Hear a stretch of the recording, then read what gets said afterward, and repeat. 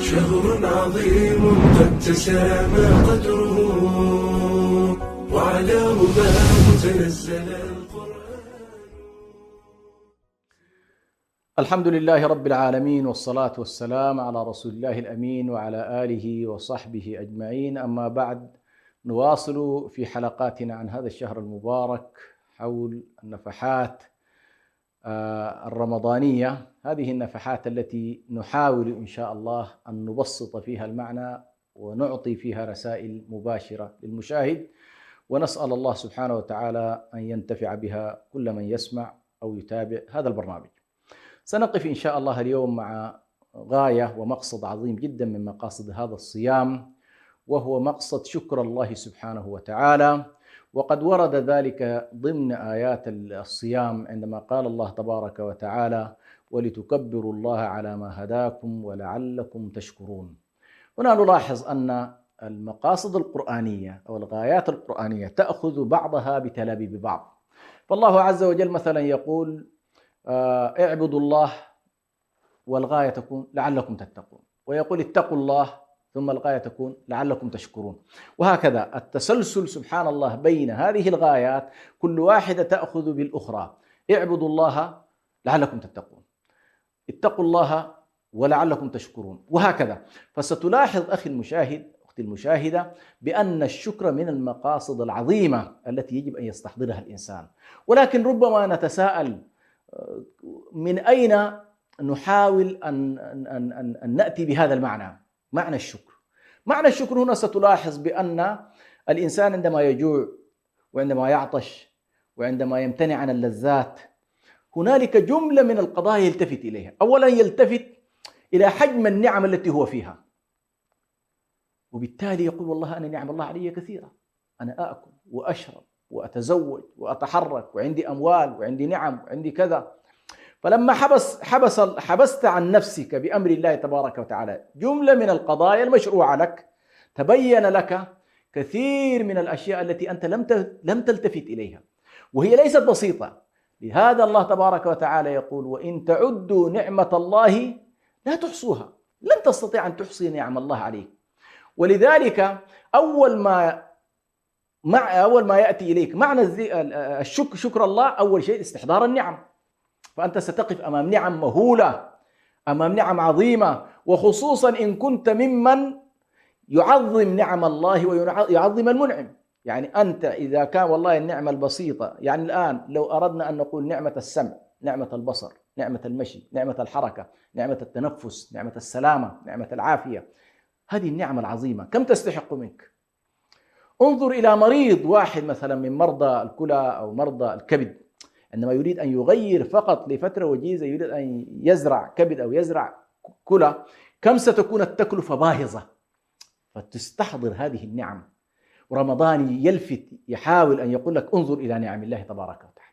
طيب، في نفس الوقت أيضا ستنظر من خلال هذه النعم العظيمة إلى المنعم. لا تنظر إلى النعمة وتغفل عن الذي أنعم بها، أو تحيلها إلى الطبيعة كالدهريين والطبيعيين والملاحدة ينسون الله تبارك وتعالى. لا، المؤمن في خلال شهر رمضان يستحضر النعم ويستحضر المنعم، فيقول: سبحان الله، من خالق ذلك؟ من المنعم؟ من المعطي؟ من الواهب؟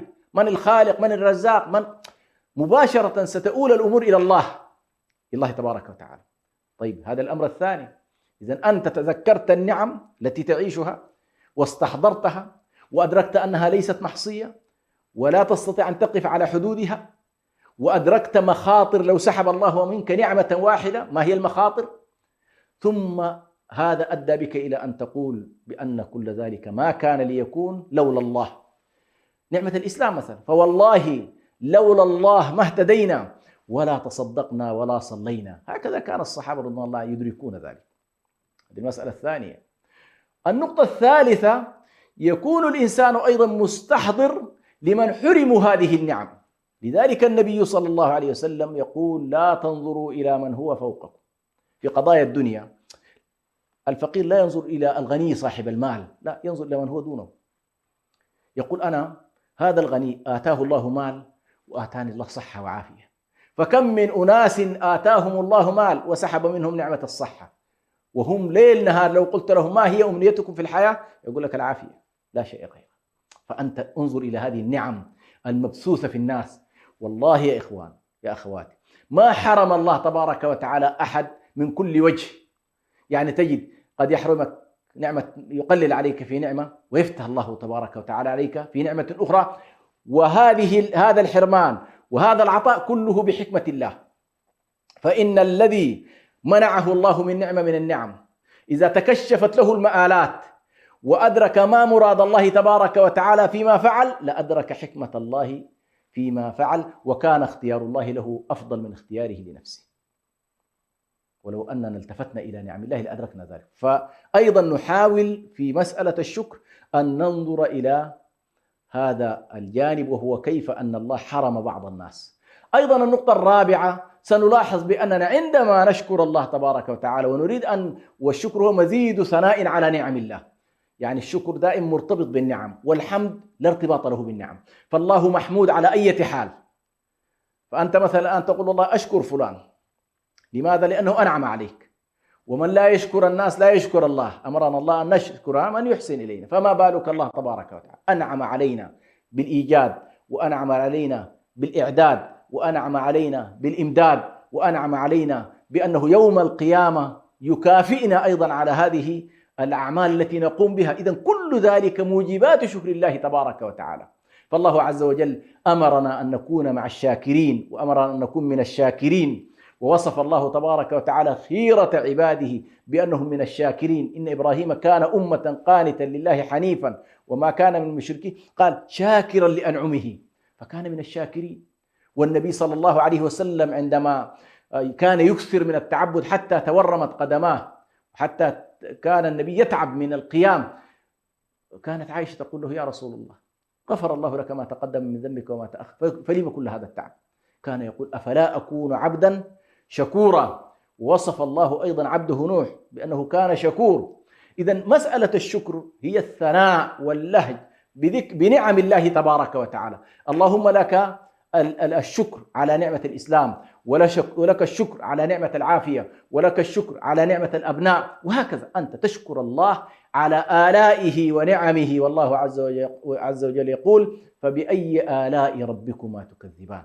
ما هي النعمة التي نكذب بها؟